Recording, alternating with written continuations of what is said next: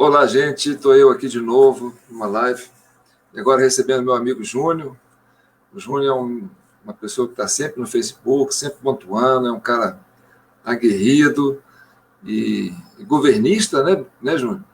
Apoiando o Com certeza. Bolsonaro e sempre aí batendo de frente aí com as provocações da esquerda, do pessoal do PT, do pessoal, né, que é anti-Bolsonaro. Ô, Júnior, eu coloquei esse tema aí, a judicialização da política no Brasil. Porque isso aí já é antigo, né? Desde a época da Lava Jato, quando começou a Lava Jato, né, começou essa coisa da judicialização da política. E aí a gente percebe que tem uma frase de um mineiro conterrâneo nosso que ele falava assim: aos meus aliados políticos, tudo. Aos meus inimigos, o rigor da lei. Não é? Você lembra disso? É um Lembro disso. santanense que falou isso. Aos meus amigos, Sim. tudo. Aos meus inimigos, o rigor da lei. E como é que você está vendo esse momento agora? Aí depois a gente volta lá atrás para tentar entender. Né? Eu não quero dizer, por exemplo, nós estamos. A questão da prisão do Queiroz, né, os processos fake news, o Supremo Tribunal Federal no centro, né, do debate político, né, a Lava Jato, o ministro da Justiça, Moro, cai, sempre. Quer dizer, a questão judicial, né, parece que fazer política no Brasil é lidar com a justiça direto. Né? Está difícil fazer política no Brasil. Como é que você está vendo isso? Ô, João, boa noite. Eu, lendo o tema, a judicialização da política no Brasil, eu acho que cabe aí também uma, uma coisa que casa bem com isso também, que seria a politização do poder judiciário no Brasil. Eu acho que as duas coisas andam muito juntas. Uma vez que a gente vê um Supremo Tribunal Federal que não é escolhido por meritocracia, né, isso já como se diz, já começa a ferir um pouco, né, da política nacional, né, uma vez que vem um partido político, e a gente sabe que o PT fez isso, 90% praticamente de todo o poder judiciário, seja em qualquer instância ligado ao governo, né, foi indicado pelo PT ao longo do seu governo, né, e perpetuam até hoje lá, né, a gente vê que tem um que agora que está para aposentar, né, e o Bolsonaro teria a oportunidade de estar indicando o seu primeiro-ministro, né, e a gente vê que está tudo vinculado a um passado político recente, né, que, de certa forma, ainda a gente vê que toda ação do Poder Judiciário hoje é para ferir realmente o governo Bolsonaro, tá? Certo ou errado, com qualquer coisinha eles estão pegando no pé do governo, né?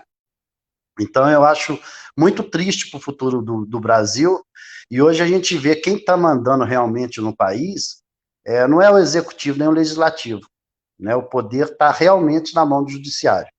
E isso, na verdade, é um entrave para o crescimento e o andamento do país, né? Então, assim, eu acho que realmente o poder subiu a cabeça daqueles 11, né, figurões lá do Poder Judiciário, né? Eles realmente estão achando que estão mandando no país, e infelizmente, isso é um atraso para nós, né? Que ao invés assim, eu acho que foi poder demais dado para eles, né? Eles tinham que ser um órgão do Estado, né? E não um poder, né? Na verdade, tinha que ser um órgão do Estado, no meu entender, né? Eles têm que servir o país, seguir a Constituição, e hoje eles estão rasgando, né, a Constituição e estão servindo ainda a um governo que já passou, vamos dizer assim, né? Eles não estão servindo a nós mais, né? Eles estão servindo ao partido político que nos deixou, eles ainda não acostumaram com a ideia de ter pedido poder, né? E o poder é muito perigoso, né? Quem toma gosto por ele não aceita perdê-lo. É, vou fazer uma retrospectiva aqui, né, e às vezes a gente até dá a mão à palmatória, sabe? Porque a gente sabe que a corrupção no Brasil é uma coisa generalizada. E quando começou a Lava Jato, né, e que o juiz Sérgio Moro começou a ter uma presença mais ativa dentro dessas questões políticas, a gente percebeu que era também uma judicialização seletiva. A gente percebia que não existia um critério de falar assim, é para todo mundo. Não. Parece que houve uma certa tendência, né, de criminalizar apenas o governo do PT. É porque fala, mas é porque quem está governando agora é o PT.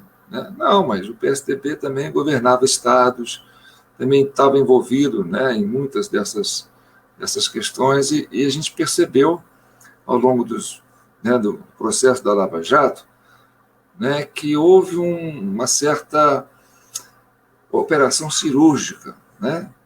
E a gente queria realmente, a gente é contra, né, a gente que é cidadão comum, quando fala é corrupto, a gente quer que prende, não serve. Tá, mas toda vez que falar é corrupto, não serve, você vai falar assim, tá, ele não serve, mas os outros também não servem. Né? E a gente, na época que o Lula estava sendo julgado, já tinham caçado um monte, já tinham prendido um monte de lideranças do PT, Dirceu, né, João Paulo, Genuíno, quer dizer, foram picotando, né, as lideranças, o Palocci, foram picotando essas lideranças do PT, e a gente via que, por exemplo, não atingia, né, o PSDB, não atingia o Democrata, aqueles PMDB, aquelas grandes lideranças, não, eles acabavam passando batido nisso aí.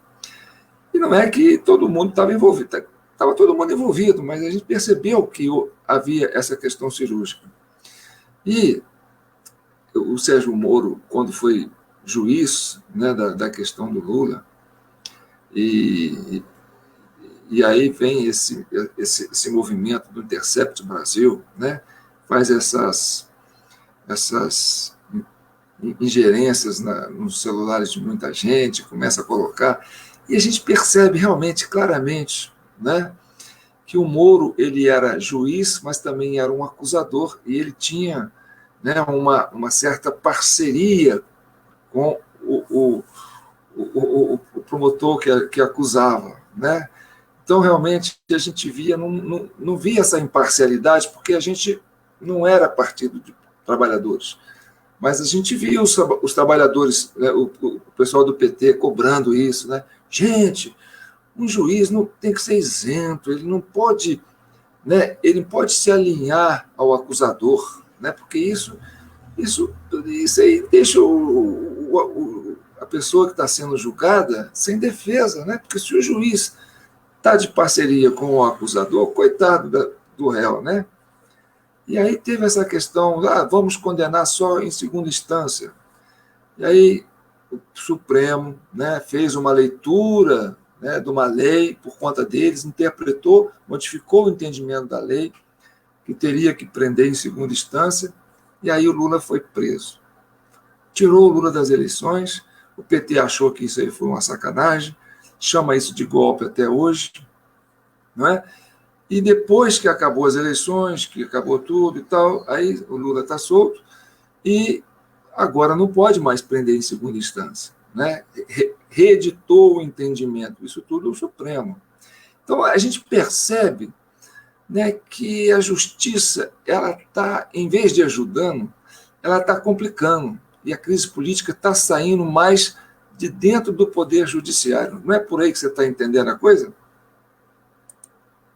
João, com certeza, a leitura que eu fiz quando o Sérgio Moro começou a fazer aquele julgamento, e você mesmo bem disse aí, foi uma justiça muito seletiva, né, escolhendo a quem condenar. A leitura que eu fiz daquilo foi o seguinte: quando a gente começa a conhecer a história desse figurão aí que foi como é que se diz, um arraso em certo momento da nossa política, né, julgando o Lula, condenando o Lula, né, sendo reconhecido mundialmente como um jurista assim, peitudo, né, que chega e condena um ex-presidente, né, a gente começa a perceber assim, filho de se eu não me engano, um fundador do PSDB no estado do Pará, no Paraná, né, o pai dele foi um dos fundadores, né? Quando a gente faz uma leitura disso, eu imaginei o seguinte, a intenção dele em condenar o Lula seletivamente, né, como você bem disse, e poupar os figurões do PSDB e de outros partidos que estavam, como se diz, no mesmo navio, né, tinha que naufragar todo mundo junto, no meu entender, ali teve uma seleção com a ideia de tentar fortalecer, né, a eleição para o PSDB, né, pensando que o PSDB poderia voltar ao poder, né, a leitura que eu fiz foi essa. E, de repente, veio um Bolsonaro como um meteoro aí, conseguiu roubar a cena, né, a estratégia do Moro acho que deu errado, porque, com certeza, eu acredito que ele tenha pensado dessa forma, porque não justifica outra coisa ele deixar esses outros partidos de fora da condenação, né? E depois que passou a eleição, que ele viu que a coisa deu errada, né? Com certeza esses partidos foram cobrar, né? Alguma coisa dele, ele falou: ó, a minha parte eu fiz. Eu penso assim, a minha parte eu fiz. Agora deu errado, né? A gente achou que de repente o PSDB podia voltar ao poder e não voltou, né? O meteoro lá, o Bolsonaro pegou e tomou o lugar de todo mundo e hoje ninguém conforma com isso, né? Então, assim, hoje é uma reviravolta na política, né? O PSDB cobrando, todo mundo cobrando e ninguém está tendo solução. O homem está aí cada vez mais forte, entendeu? Infelizmente ou felizmente, felizmente para nós, infelizmente para muitos, né? Vão ter que aguentar, né? Estão aí mexendo com o Queiroz, querendo mexer. Se o filho tiver, como se diz, culpa no cartório, eu prefiro que condene logo, mas que deixe ele governar, tá? O homem tem muitas boas intenções aí. O Brasil já dava sinais de recuperação no começo do ano. O cara é tão, como se diz, nosso presidente é tão azarado, né, que ainda vem uma pandemia para interceptar, né, a caminhada dele. Mas, assim, voltando a falar do Moro, ele deu um tiro no pé, né, depois de tudo isso, porque como se diz, João, é só você deixar a história andar mais um pouquinho, sem entender o hoje, é só você olhar para o ontem, né, com bons olhos, né, sem essa bandeira que tanto mata o nosso país, né, eu acho que a bandeira é uma só, e essa questão da radicalização, né, de dividir o povo, como diz assim, quanto mais partido a gente tiver, mais fácil vai ser o domínio de uma população, né? Quando o povo entender que todo mundo está debaixo de um mesmo território, de uma mesma bandeira, né, que aqui não tem branco, não tem preto, não tem rico, não tem pobre, sabe? Todo mundo serve, como se diz, todo mundo é brasileiro, e a gente lutar como brasileiro, todo mundo unido, eu acho que a gente vai ter mais força para cobrar e o país vai começar a caminhar, né? Mas a gente tem que tentar tirar essa força do Poder Judiciário, sabe? Eu acho que eles estão com mais poder que o Executivo e Legislativo. Você falou a força do Poder Judiciário, porque são três poderes, né, que tem que se equilibrar. É o Poder Legislativo, o Poder Executivo e o Poder Judiciário. O Poder Legislativo, a gente votando, né, a gente coloca lá, em termos proporcionais, nós pessoas para nos representar o povo, né? Aí cria um grande colegiado lá no Congresso e cada um vai representar, né, uma fração do povo brasileiro. E você tem o Poder Executivo, onde a nação inteira escolhe um para governar, né? Que vai ser o homem que vai executar as ações de governo. Então, eu acho que, por exemplo, quando você elege um deputado, você está elegendo uma fração de poder. Agora, quando você elege um presidente, você está elegendo, né, uma pessoa superior, né? Uma liderança superior, porque ele representa mais de 50% do povo brasileiro, que colocou lá, a maioria do povo brasileiro. Em síntese, ele representa a nação brasileira. E aí você tem o Poder Judiciário, que o povo não coloca ninguém lá, né? Quem coloca os ministros do Supremo é um casamento do Executivo com o Legislativo, né? Porque, embora seja o presidente que indica a pessoa que vai ser ministro do Supremo, esse indicado ele tem que passar por uma sabatina e ser aprovado no Senado, né? E ali no Senado você sabe que tem vários partidos, né, várias cabeças pensando. Então, para ele aprovar, ele tem que ter o Executivo, ele tem que ter uma parceria, né, um casamento com o Legislativo, o Poder Executivo, com o Poder Legislativo, para parir um ministro do Supremo. Porque mesmo que o Bolsonaro queira falar, eu vou indicar um membro para o Supremo, aí manda esse membro que ele quer colocar lá para ser sabatinado, o Supremo, quer dizer, o Senado pode rejeitar o nome, né? Se ele não tiver esse casamento, né, que ele gosta de falar, com o Poder Judiciário, esse filho não nasce, né? A mesma coisa acontecia no governo do PT. O PT, a gente sabe que ele fez um governo de coalizão, né? Então, muitas das vezes, na hora de indicar um membro para ser ministro, tanto a Dilma como o Lula, né, eles tiveram que fazer um meio de campo, né? Olha, a gente tem que colocar um, mas não pode ser, por exemplo, o Toffoli, tudo bem, o Toffoli foi delegado, né?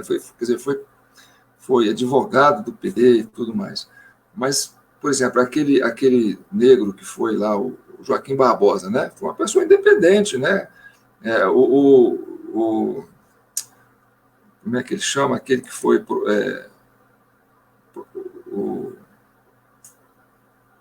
aquele que estava no lugar do procurador-geral.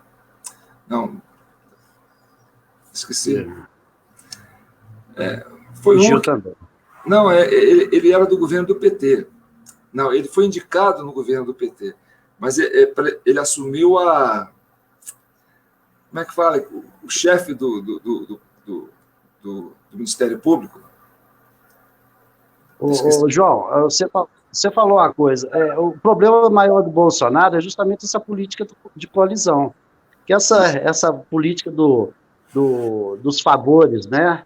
Quer dizer, o que ele entrou com outro propósito. E o propósito dele é muito bom. Entendeu? O povo é que não consegue enxergar isso. Entendeu? Porque essa política dos favores, do toma lá da cá, é justamente o que gera a corrupção.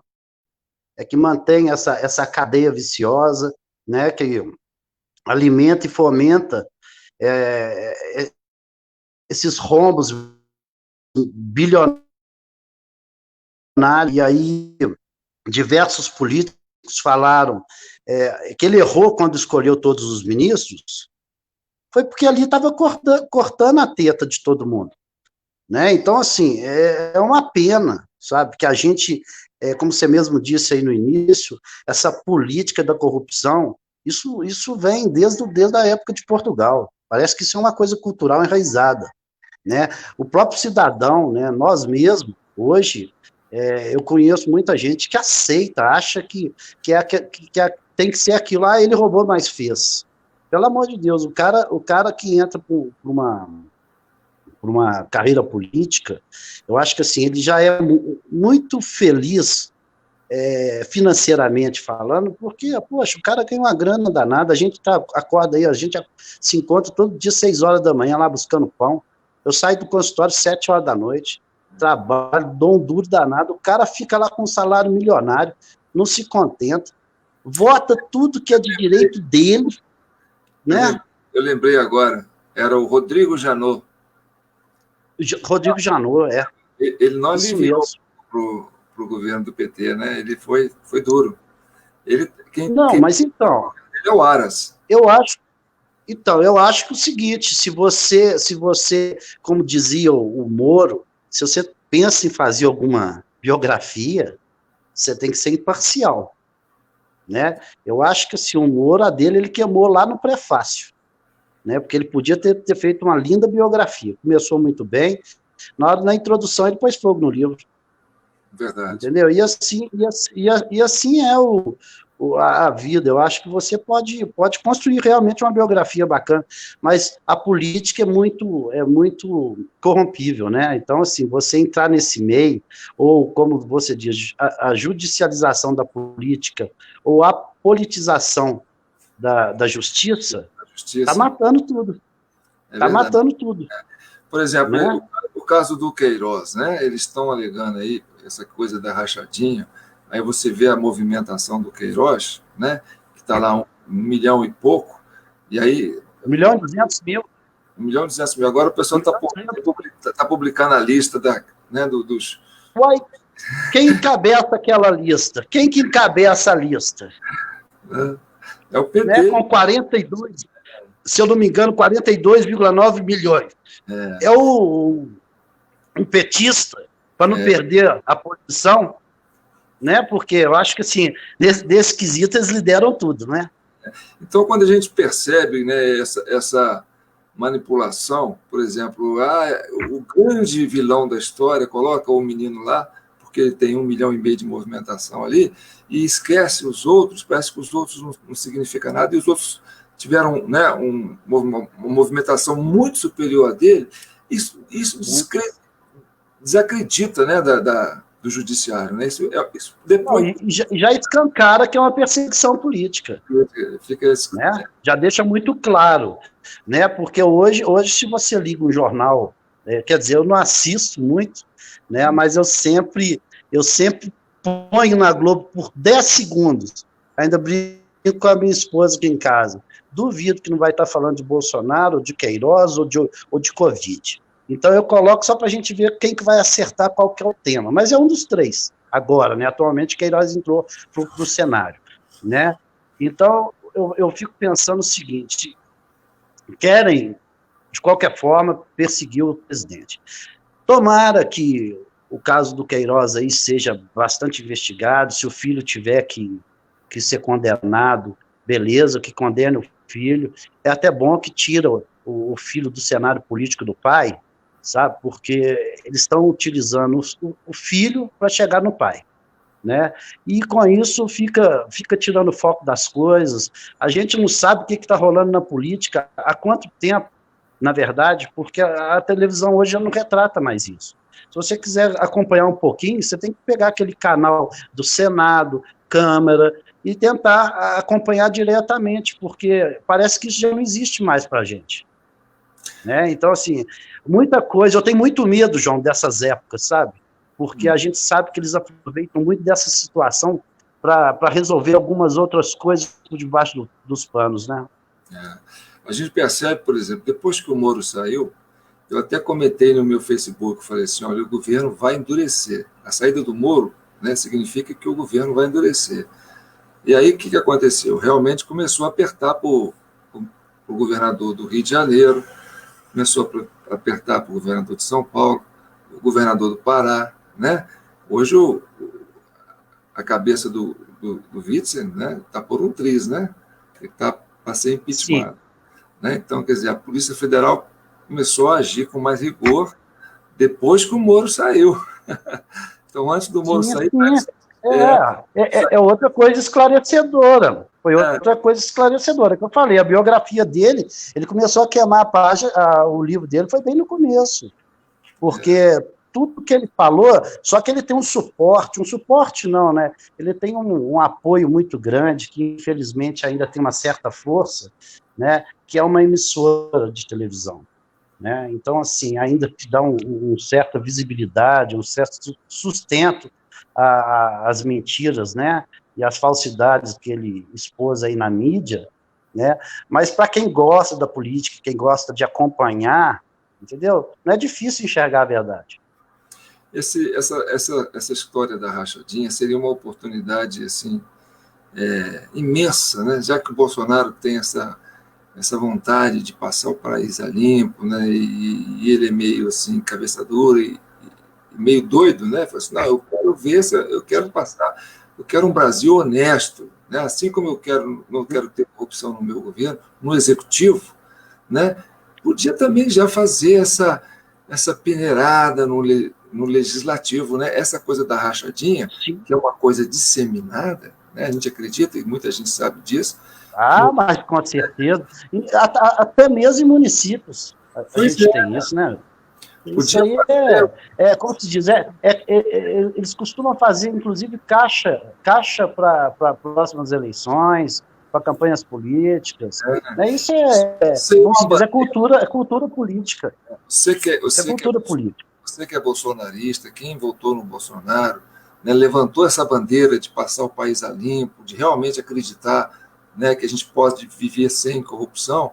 Puxa, levantar essa bandeira, quer dizer, os bolsonaristas, o que eles mais querem é levantar essa bandeira, né? Olha, vamos é, Com limpar certeza. o judiciário, né? Todos os parlamentares aí que têm assessores, né? Vão passar um pente fino em todo mundo aí e ó, vão acabar com esse negócio de rachadinha. Ah, mas o funcionário vive com pouco, então o pouco fica para o funcionário, o resto fica para o governo. Vamos parar de pagar esse tanto aí, já que está podendo sobrar, né, para outras finalidades, vamos cortar esse monte de verba para o legislativo aí. Ó, não tem mais isso tudo, porque a gente sabe que vocês usam isso aí para fazer rachadinha. Se está fazendo rachadinha, né, é porque o funcionário vive com pouco. Não é isso? Não, e o Queiroz, ele podia ter, já que o problema era a rachadinha, eu acho que assim, ele podia ter assumido, sabe? Não, É. nós fizemos rachadinha assim, entendeu? Fizemos sim, pronto, acabou, assumia, entendeu? Fazia lá a delação dele do jeito que todo mundo faz aí, né? Assume logo o que é, se tiver que ter condenação, né, e tal, e resguarda a figura maior que a gente tem, entendeu? Porque, infelizmente, ele não tem participação com essas coisas, o pai, né? Até agora eu não falava da relação com o pai, com a rachadinha, mas eu falo assim, preserva pelo menos a figura dele. Quem invoca Deus, né, e quem gosta de ser julgado por Deus, né, ter o julgamento, né, divino, né, sabe que, né, com a mesma régua que você mede, você será medido, né? Então, Com certeza.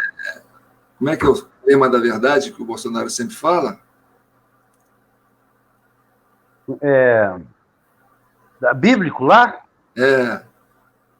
É, conhecereis a verdade, é conhecer essa? a verdade, né? Só a E a verdade verdade vos nos libertará. libertará. Né? Sim. Então, vamos contar a verdade sobre rachadinha para ficar livre dela. Não é isso aí? Justamente, mas a oportunidade que ele teve. Agora, você vê que a coisa é tão suja, porque tanta gente aí que já foi presa, o Queiroz é um policial, né? Uhum. Ele era, né? Acho que sim. Jogar um policial lá em Bangu 1 Uhum.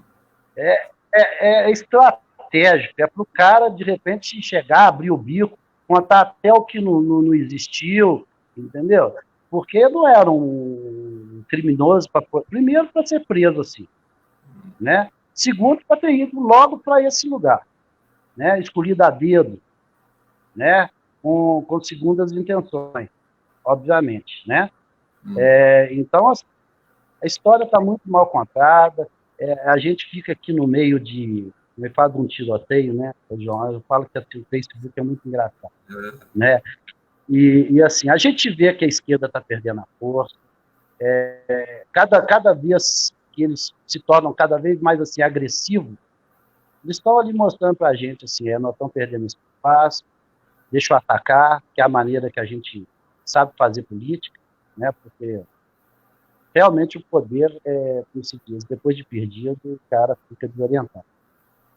E assim, muita gente, né, querendo ou não, eu lembro que eu li uma pesquisa uma vez, quanta militância o PT fez durante o seu governo, direta e indiretamente, né? Eu lembro que eu li, foi algo absurdo, mostrando como que eles conseguiram essa militância. Eles pegavam, assim, davam emprego para um pai de família, por exemplo, que tinha 8 filhos, tá certo? Em qualquer esfera, municipal, estadual, federal, né? O emprego não era tão rendoso o salário, né, não era um salário alto e tal, mas ele prendia o pai e os 8 filhos a votar no PT. Porque era aquela coisa assim, ó, você vota em mim, seu emprego continua garantido. E eu fui lendo essa reportagem, eu fiquei assim, boquiaberto de ver essa massa de manobra, né, que o PT estava usando para aumentar a militância, isso em universidades, né, a gente está cansado de ler algo sobre reitorias de universidade, que são, na maioria, esquerdistas, né, inclusive o Rio de Janeiro lá, praticamente dominado pelos psolistas, né, então, assim, o Bolsonaro, quando entrou e tentou, quando ele quis dizer lá, o Brasil precisa de mais matemática, mais português, mais física, mais biologia e menos ideologia, ideologia política ou ideologia de gênero, seja lá qualquer que seja, ele estava mais do que correto. Né? Eu acho que assim, a gente passa pela escola para adquirir conhecimento, e essa formação ideológica que ele tanto queria extinguir, eu acho que isso é formado pelo nosso caráter, pela nossa visão da vida, pela percepção política que a gente vai tendo ao longo da vida, e não por uma imposição, né, radical, como é feita. Né? Eu lembro que eu me formei em 98, né, eu fiz odontologia de 95 a 98, estudei com crédito educativo, né, naquela época, se eu não me engano, era Fernando Henrique. Né? Eu lembro que eu passei por uma faculdade que era 2 reitores, eram capelões do Exército, sabe? Era um ambiente completamente diferente, sabe? A gente tinha um respeito muito grande, a conduta nossa era avaliada, não era só prova, não, a nossa conduta, até mesmo na cidade, sabe? O reitor falava com a gente aqui, ó, vocês estão aqui em Três Corações, a gente tem que dar uma satisfação e um retorno para o pai de vocês. Vocês vieram se formar cidadão, formar profissionais, e vocês não vão vir para cá fazer bagunça, não. Tá? Eu lembro que era uma política diferente, sabe? Aí eu estudei com crédito educativo, aí depois vieram falar da criação do PT, né, da questão da Bolsa de Estudo, do FIES, não sei o que mais, que eles vão mudando o nome dos programas, para batizar do jeito deles e falar que foi criação deles, né?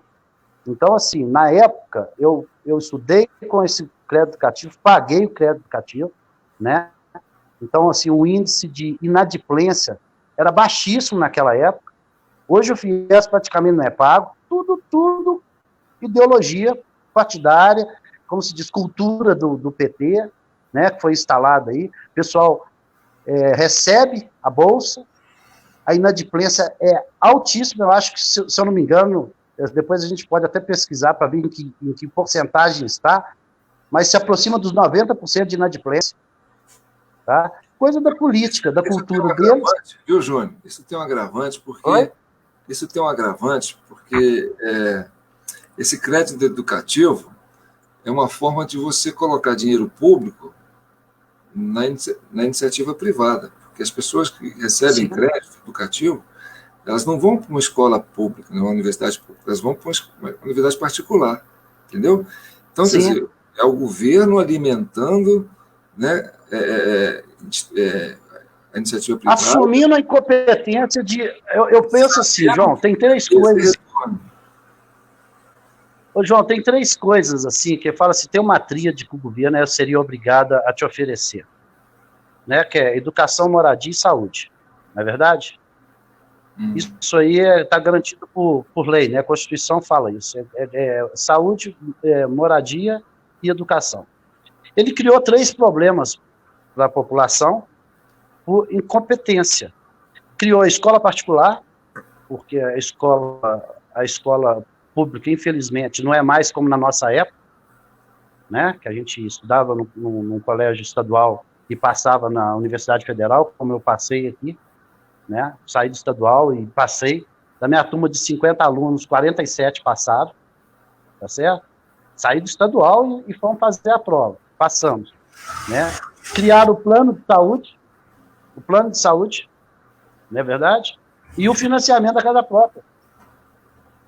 Porque se você quer ter alguma das três coisas, que era por obrigação eles nos oferecer, e por incompetência, né, de não conseguir oferecer para o brasileiro o que é de direito, eles criaram três problemas para a gente. E a gente, se a gente quiser ter uma educação de qualidade, você vai para a escola particular. Né? Se você quer ter uma saúde legal, você vai para o plano de saúde e vai pagar particular. Agora, vamos voltar no nosso... Se quiser casa própria... Júnior? Vamos voltar no nosso tema aqui. Vamos voltar no tema. Vamos falar um pouco desse negócio do processo fake news, né? Que o Supremo está trabalhando em cima disso. E essa coisa do pessoal falar, o Supremo investiga, o Supremo acusa, o Supremo investiga, o Supremo julga. Vergonhoso, né? O Supremo condena, né? Quer dizer, ele deixou de ser um tribunal, passou a ser, né, porque um tribunal você tem que ter, olha, o juiz que fica no meio, o acusador e a defesa, né? Você não tem uma figura só fazendo tudo. Uma figura só, né? Isso aí é quase um processo, uma corte marcial. Não é uma corte suprema. E aí entra aquilo que eu te falei, a politização do judiciário. Pois é. Porque ele vai fazer o julgamento por uma influência política. É verdade. Não é verdade? E é direcionado. Você percebe que eles só estão pegando apoiadores do Bolsonaro, né? E criam esse conceito. Está radicalizado. Eles criam uma interpretação, uma narrativa de dizer que as ações dos apoiadores do Bolsonaro são antidemocráticas, né? Aliás, eu acho que os conceitos estão todos invertidos nesse momento, né, João? Mas aí é aquela coisa, né? A gente cria o conceito, eles criam o conceito deles e ficam vendendo peixe. Aí o fake news fica para quem achar que é. Na verdade, eles desconceituam as coisas, né, João? Na verdade, tudo que era já de conceito, eles estão desconceituando. Para a gente terminar, a gente sabe que, né, a Suprema Corte, por isso que chama Supremo Tribunal Federal, né, é Supremo, mas não é soberano, né? Ele está lá para representar a última instância do poder judiciário. Então, quer dizer, se você está sendo denunciado ali, aí volta a ser uma primeira instância, né? O Supremo rebaixou, né? Não é mais a terceira instância. Não, eu estou fazendo acusação. Eu já sou primeira instância. João, mas isso tem um outro lado. Porque se isso acontecesse na primeira instância, tá? Vamos supor que ele fosse a última instância. O que ele está querendo trazer para ele é justamente a responsabilidade da condenação.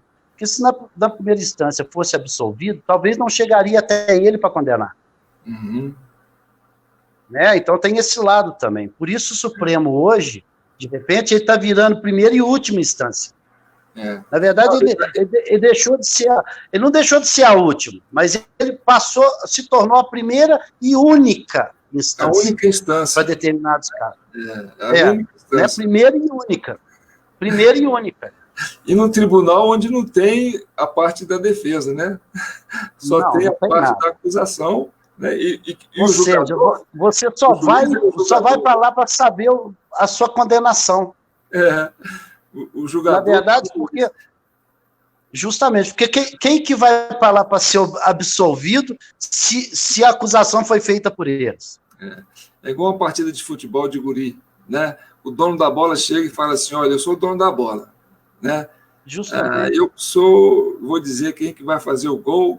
Não, senão, se não for assim, eu levo a bola para casa, acaba a brincadeira. É por aí. Tá um vexame, uma vergonha, né? E eu quero ver como é que essa história vai terminar. E eu acho assim que eu era muito a favor. O pessoal fala que isso é radicalização demais. De destituir o STF, instaurar um concurso público imediato, entendeu? E recomeçar o STF precisa se reinventar. Sabe? Mas porque eu acho que, essa medida o Supremo Tribunal, eu acho que está subindo para a cabeça. É uma medida que precisaria fazer uma nova Constituição, né? Essa ideia sua tem que ser uma nova Constituição. Mas precisa realmente. Eles não respeitam nem essa que já existe, né? Eles não estão respeitando nem a Constituição, né? Não estão respeitando.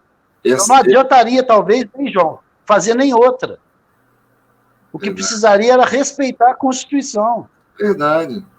E o Supremo seria não precisa. As pessoas pedem reforma constitucional, né? Fala reforma da Constituição. Eu falei, a gente não sabe nem se essa funciona, João.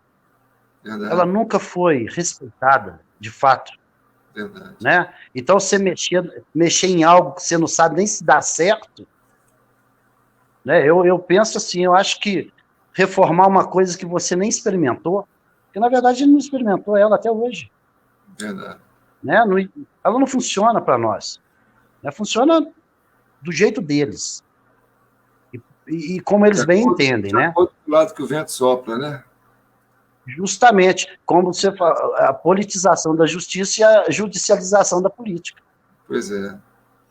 Não é verdade? Você não tem nada que te dê segurança. Aí fica realmente uma crise institucional, né? Então, essa área de interseção, que a gente fala que é uma área de interseção, quando um poder começa a invadir o outro, né, vai criando uma área de interseção, né? Você não tem limite, né? Então, essa área de interseção começa a dar choque. Porque você começou, você está chegando demais aqui e tal. E aí sobressai quem? Sempre o Poder Judiciário. Os homens estão com a caneta na mão. Entendeu? Então, assim, eles são os intocáveis. Né? Hoje, quem está mandando no país, infelizmente, são eles. Você sabe que o Poder Júnior, a característica do Poder Judiciário, dentro do contexto político, ela tem um agravante, por quê? Porque, ao mesmo tempo que ela pode condenar, né, um agente político, ela pode proteger um outro agente político, que dá uma certa potencialização na impunidade. Né? Olha, sim, com certeza. Mas a gente tem percebido isso, né, João? A gente tem percebido isso, já não é de agora, não. Aí o que acontece? O político ele fica mais corajoso quando ele tem o controle do judiciário, porque ele sabe que se ele for pego no pulo, né, ele tem um controle lá sobre os delegados da Polícia Federal, aí eles falam, isso aqui a gente enrola, isso aqui a gente arquiva, isso aqui a gente protela, aí vai se arrastando, depois cai, né, como é que assim, prescreve. Caduca, né? Então, quer dizer, o maior incentivador, né, da impunidade e da corrupção é o Poder Judiciário que facilita, né, que faz vista grossa.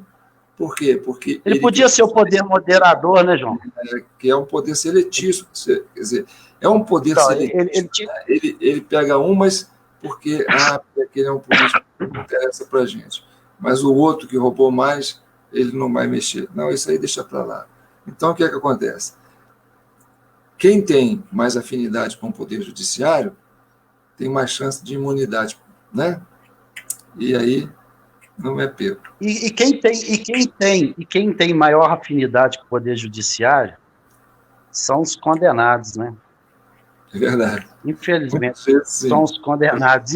Isso é que é o pior, né? Então, assim, são os condenados. Como se diz assim, tá igual aquele bandido que de dentro da cadeia está dando ordem. Né? Agora já não está dentro da cadeia, né? Mas continua dando ordem. Mas uma coisa interessante, que a Polícia Federal é uma instituição, né, tão antiga e tão atuante, mas ali você tem também, né, uma diversidade, né? Porque são pessoas que estão ali, são profissionais que estão ali. Muitos têm aquela coisa, né? Eu quero fazer a coisa certa, né? Outros têm uma certa afinidade ideológica, né? Não, eu vou fazer isso porque eu não gosto daquele partido. Então, vamos supor o seguinte, você é um delegado, você vai pegar esse caso, porque esse caso aqui vai de encontro né, essa ideologia política que você não gosta. O outro delegado, então você persegue aquele outro lá. Né?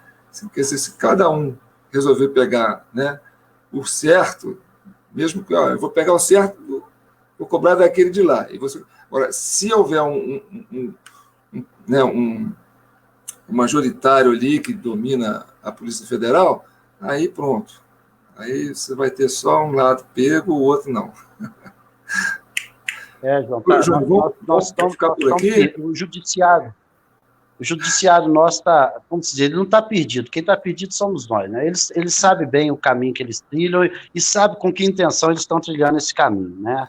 E a gente também começa a perceber aos poucos, né, essa tendência do judiciário que vem se mostrando desde o início do governo Bolsonaro, né? Eles sempre vêm se manifestando de forma adversa ao governo, né, posicionando. A gente começa a perceber reuniões do legislativo, do líder do legislativo com o poder judiciário, tá, que é uma coisa também, dá uma visão muito negativa, né, para o andamento do país. O Brasil é muito grande, né, e todos os quadros políticos, né, têm sua capacidade de influenciar tanto no executivo como no judiciário, né? Eu acho que esses atritos, essas movimentações, essa coisa de persegue aqui, persegue ali, né, no fundo, acaba tendo um proveito bom para alguma coisa, né? Mas se a gente conseguir avançar, né, isso é que é importante. Não, e a gente torce para isso, né, João? A gente torce para isso. Teve seu papel, foi muito importante, está sendo muito importante, embora seletiva, mas também, né, ajudou a enxugar alguma coisa. Acabou elegendo o Bolsonaro veio com essa mesma proposta. Ela foi seletiva, João, e eu vou te falar que eu fiquei muito feliz com a seleção, pelo menos pela seletividade que naquele momento ela fez. Né? Pois aquele negócio, aquela coisa... Aquilo para mim foi ótimo.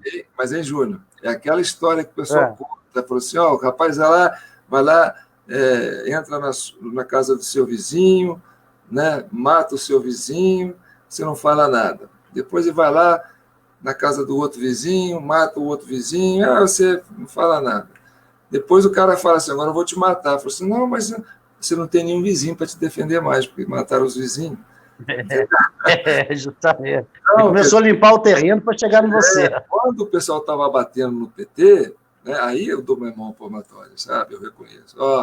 Não, ele tem culpa. Não, tem que prender ele, mas ele só ele. Não, mas eu sei que tem que prender os outros, mas tem que prender ele. Mas nisso aí vocês têm razão. Né? O julgamento está sendo seletista, vocês estão sendo manipulados. Houve realmente uma tentativa de manipular para tirar o Lula da jogada? Houve, foi seletista, eu concordo. Mas eu gostei porque tirou o Lula. Você gostou porque tirou o Lula? Mas aí, essa turma que fez isso ficou mais corajosa e está querendo fazer de novo agora com a gente. Entendeu? É aquele negócio. Bateu no vizinho, você riu? Agora vai bater no você para te defender. Entendeu? Realmente, Então, tem esse lado, sim. Eu acho que se o PT, se essa turma da esquerda mesmo, porque as eleições foram decididas pela esquerda e direita. E o que aconteceu? O centro desapareceu. Essa turma que fica aí, né, controlando a Polícia Federal, de uma certa forma, fazendo essas diligências seletivas, né, eu acho que é mais a turma do centro. Então, o que acontece? O pessoal da esquerda, do PT, que levou o golpe, né, tiraram a Dilma, depois provou que a Dilma não tinha culpa, fizeram aquela coisa da pedalada e tal, e aí tudo bem. Eles têm que acertar as contas com quem? Com essa turma do PSDB, não foi o Bolsonaro que tirou eles. Não foi a direita que tirou eles. Né? Foi esse centrão aí viciado. Porque o centrão queria voltar. Essa briga de PSDB com o PT, né? O PSDB que queria voltar. Então, o carrasco do PT... Acho que esqueceram do cara. O carrasco da esquerda, dessa esquerda que estava aí, socialista, não é o Bolsonaro, né? É o PSDB. Né? Tanto que você vê aí, o Gilmar Mendes, esse esse Moraes aí, né? Celso de Mello, isso tudo era tucano, né? E criou esse núcleo aí dentro do Supremo, né? Mas tudo já era uma força do PSDB querendo tirar, querendo voltar, né? Mas aí o que aconteceu? O Bolsonaro passou de gaiata ali, opa, vou pegar esse bolo para mim. Aí os caras viram, pô, perdeu o negócio. Vamos para cima e teve muita gente do Centrão, né, que pegou carona com ele para voltar para o poder nos estados. É verdade. Falou assim, ó, ou a gente embarca, ou a gente não vai. E hoje está pisoteando no presidente. Né? Então, ele se viu para dar carona. Por exemplo, o irmão do Ciro Gomes, esqueço o nome dele, aquele que fala, Lula está preso, babaca, né? É o Cid. O Cid Gomes. O Cid Gomes falou assim, contra o impeachment do Bolsonaro. Ele é contra o impeachment. Que ele sabe que o vilão não é o Bolsonaro, né? Quem tirou, né, os socialistas, os esquerdistas do poder, né, não foi a direita, nem a extrema-direita, né? Foi essa esquerda enviesada que queria tomar deles aí, né? Que era o PSDB. Que eles falam que não é esquerda. Olha, quem colocou o Bolsonaro lá foram eles mesmos, os dois, nessa briga ferrenha. Os dois, entendeu? Esqueceram o Meteoro aí e ele passou e tomou o lugar. Agora, que a oportunidade é dele, João, que deveria ser deixado e dada a ele a oportunidade de, por direito, de governar, né? Isso é fato. Tinha que dar. Agora você pensa o seguinte, o PSDB... Esse direito. 2 anos e meio? Vamos entender que o PSDB armou esse esquema todo aí de Lava Jato, né, essa turma ligada aí ao Fernando Henrique que queria voltar. Né? Vamos para cima do governo do PT, já é o 4º mandato. Se deixar, eles vão fazer um Supremo bolivariano, porque eles vão indicar todos os ministros, né? Tanto que o Gilmar Mendes conseguiu fazer um malabarismo lá e obrigou o Congresso, né, de uma certa forma, na época, o presidente do Congresso, né, do Senado, da Câmara, era o Eduardo Cunha, né, falou assim, ó, vamos votar uma lei aí para passar o tempo de aposentadoria do ministro para 75 anos. Era 70, né? Se fosse 70, o Gilmar Mendes ia sair agora. Então, quer dizer, prorroga isso aí para ele ficar mais... uma limpa boa. Não, vamos segurar a nossa turminha lá mais tempo. Mas eles não pensaram que perderiam o poder, né? Então, aí o que acontece? Fizeram aquela Lava Jato, pô, sacrificou muita empresa, sacrificou muito esquema, tirou muitos milhões aí da turma da corrupção, né? O custo foi alto, eles tiveram que cortar na carne, né? Não, às vezes eles pensavam assim, não, a gente ganha, depois a gente põe as coisas no lugar, só que não ganhou. Falou assim, pô, a gente cortou na carne e não ganhou, agora a gente vai ficar na seca. E foram salvos agora, né, João? Foram salvos com essa desgraça mundial. Né? Com essa questão de estado de emergência, né? A gente está vendo aí, através do Covidão e muita coisa, que eles estão tentando recuperar parte dessa teta perdida, né? Com esse escândalo aí de superfaturamento, né? A gente está vendo lá o governo do estado do Rio praticamente com o governador aí próximo do impeachment, um governador de São Paulo que eu vou te falar que a popularidade dele hoje é baixíssima, tá certo? E nem para governador lá ganha, nem para prefeito de São Paulo ganha mais, tá certo? Ainda tinha pretensões federais, né, de se candidatar a uma presidência, também pode desistir dessa carreira dele, tá? A leitura que eu vejo hoje no cenário político é essa. Então, assim, as pessoas que pegaram carona e de repente deram as costas para o presidente, hoje, como se diz, outro dia a gente ainda postou, né? Melhor remédio para o Covid é a Polícia Federal. Né? Começou a investigar. O Covid, essa coisa da pandemia, acertou em cheio no eleitor do Bolsonaro. A base né, do Bolsonaro foi a mais afetada. Por quê?